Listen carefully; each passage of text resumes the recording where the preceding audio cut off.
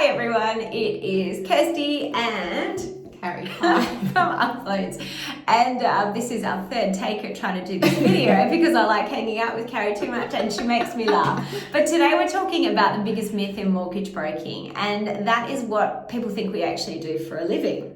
So, Carrie, what would you say people mostly think we do for a living? I think that people sometimes think that we are always looking for the lowest interest rate.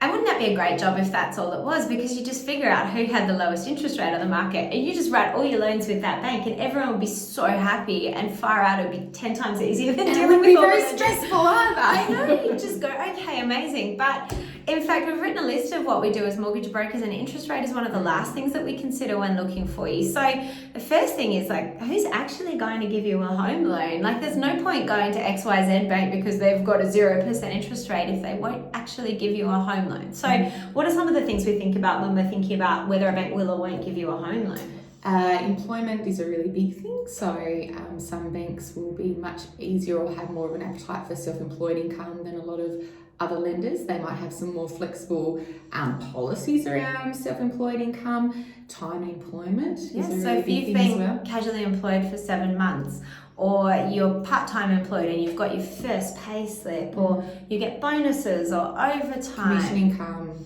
Exactly. Yeah. And that's all counted when working out your borrowing capacity. That's actually one of the hardest jobs that we do, and it's the most important, because if you need a $500,000 loan and the bank with the cheapest interest rate will give you a $200,000 loan, And how much help?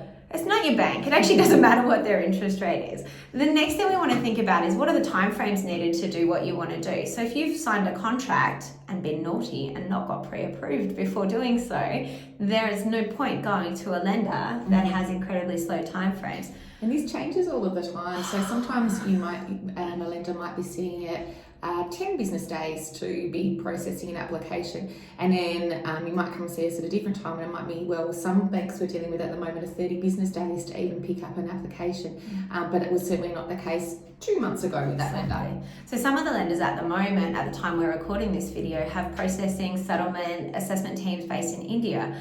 Obviously, it's a very, very tough time in India at the moment, so you would understand that those lenders are running slowly. But then some banks with complete processing teams in Australia are having similar issues, and it varies so much. So we'll always try and keep on top of lender timeframes. So the best thing you can do to not worry about timeframes: get pre-approved. Get pre-approved. It's like a mantra. Please get pre-approved.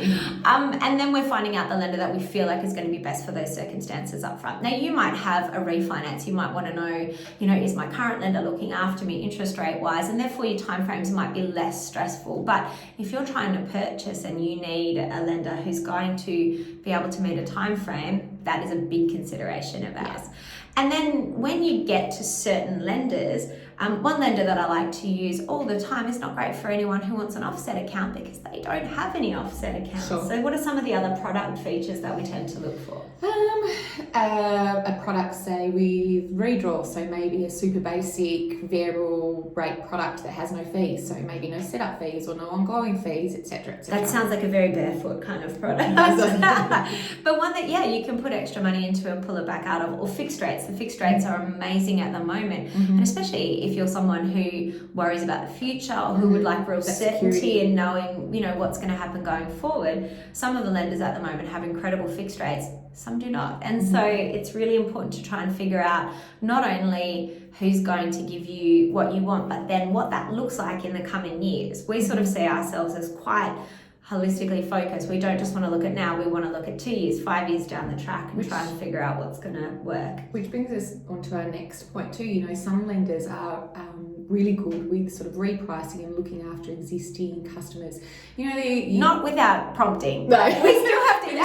You still have to do your find them. annual checks with us, Yes. and we still have to go to bat. But some of them, it's easy and it's a very human relationship, and some it's not. Some lenders push back. The rate that you get with them might start to sort of creep up over time, so if it's a variable rate, or if you're coming off a fixed rate and it defaults to a higher variable rate. Some lenders will be really good at allowing us to renegotiate down and pushing them back down, and some lenders will push back on us, and it's really something to take into consideration is what that lender is going to be like going forward. They might have a good rate at the moment, but are they going to allow us to keep them competitive ongoing? Or in 3 years' time, are we going to say, look, the rate's really ordinary and there's nothing much we can do about it, and then we might need to look at moving you to another lender. So sometimes we might say, this is the right lender for us now, but it's going to be a bit of hard work going forwards. Or sometimes we might say, we're choosing between 2 lenders who are much of a muchness now. We think this bank's going to be easier to deal with going forwards. But remember what we said, that doesn't happen without us actually pushing them. So you've got to book in, do your annual checkups. I always like to say to clients, I'm your stalker mortgage broker. So every year I'm going to want to talk to you or have an email with you so that we can continue to look after you. And then last interest rate. So it's not that we don't want all of our clients to be on the cheapest possible interest rate for them, but like we said at the beginning, if none of the rest of that stuff works, the interest rate, you know, it could just be an amazing interest rate for a loan amount that doesn't work for you, or for a lender whose products don't work for you. So yes, absolutely, we are interested in getting the best interest rate for you once all those other considerations have been taken into account. Absolutely. So that is the biggest myth in mortgage broking. We are Carrie and Kirsty. I pointed to myself when I said Carrie. That's not me. We've known each other a long time. But if either of us or Tamika, our other broker, can do anything to help you out, please let us know.